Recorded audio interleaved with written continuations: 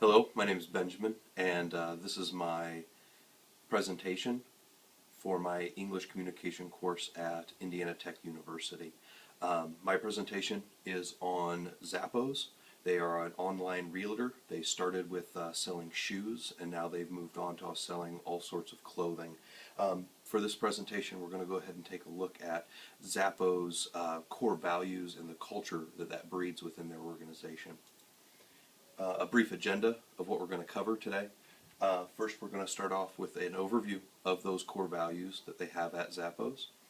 A look at the impact that those core values have on their employees, and a unique element to this presentation is because I am in charge of the IT department at Fort Wayne Metals, we're going to talk about how I plan to implement what I've learned from looking at these core values at our business.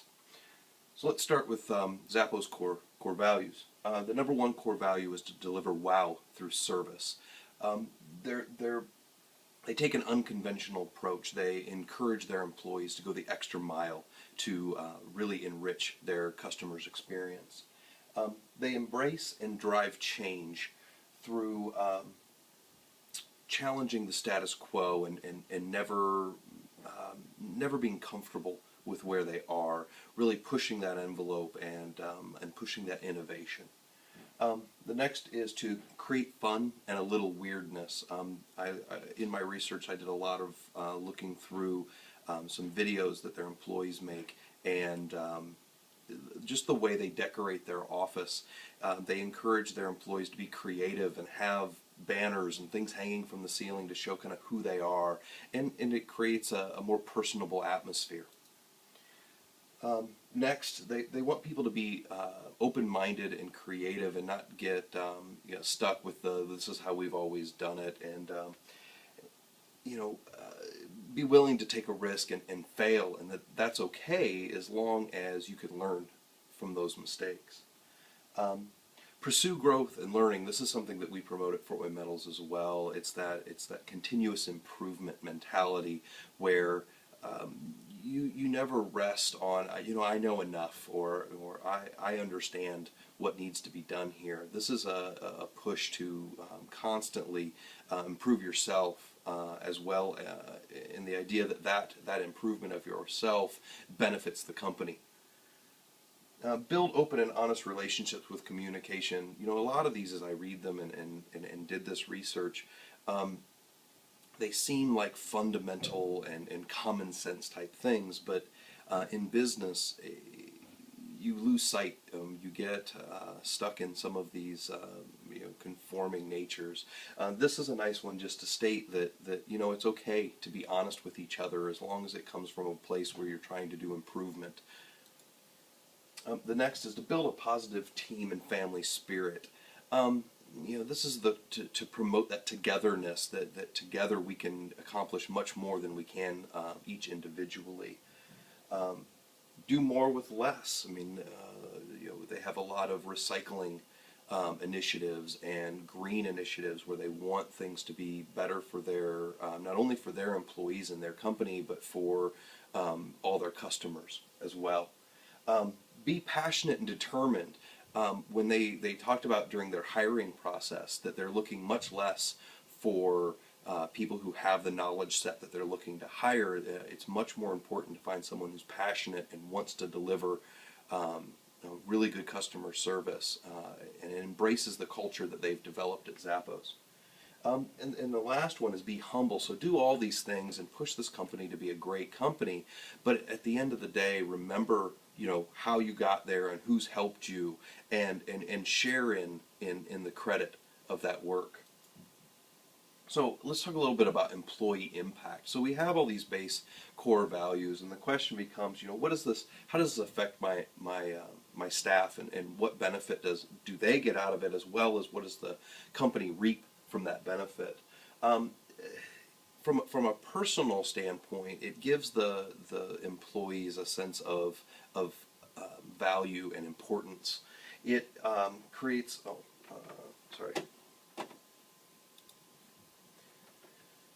it creates a less stressful environment.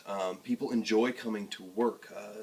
you know, a happy employee is a productive employee. It sounds cliche, but it's really true. If people are dreading coming to work, they're not going to embrace the job at hand, and they're just going to muddle through. You don't get innovation that way.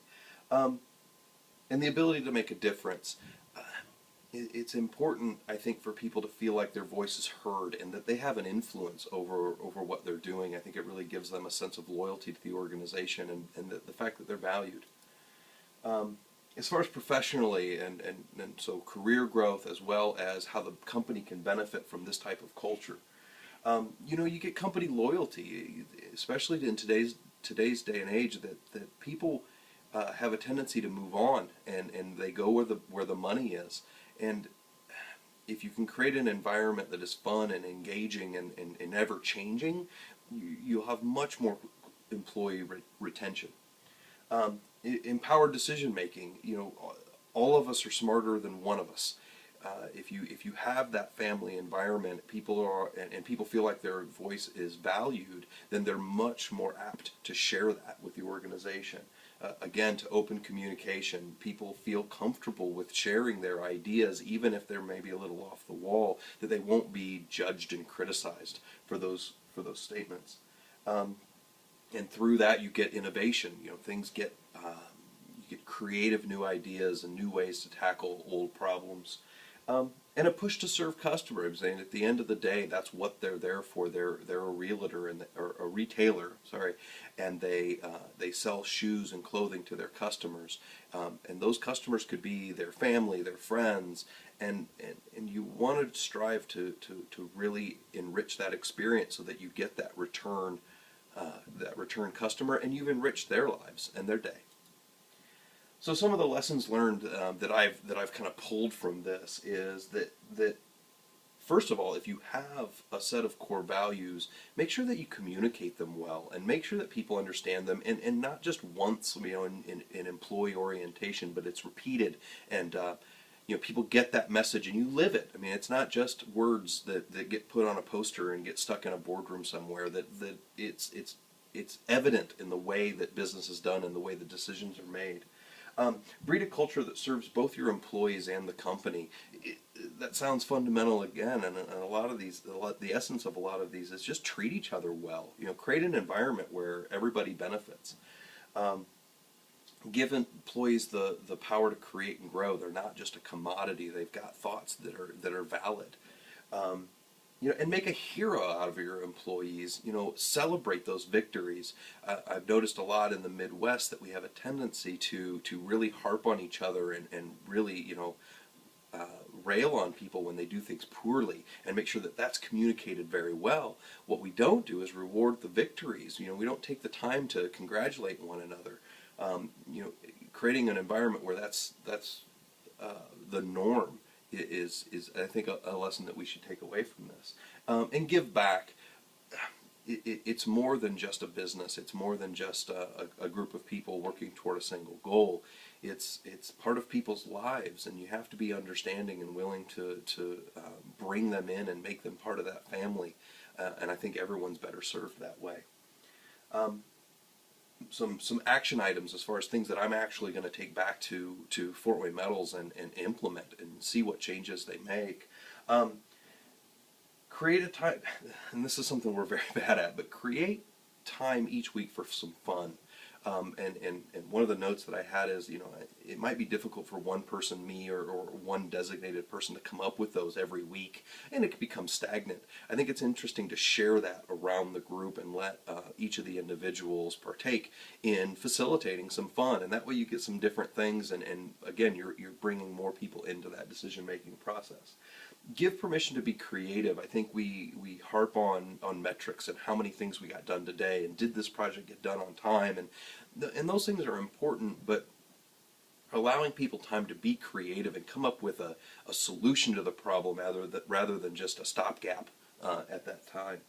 And establish and communicate core values. Our business has core values and a mission statement, and those are communicated on a fairly regular basis, but I think you can boil it down into something that's more palatable for each individual group. Being a support group in an organization, a lot of the core values of the business, they apply, but they need to be tweaked slightly to be a little more relatable for us.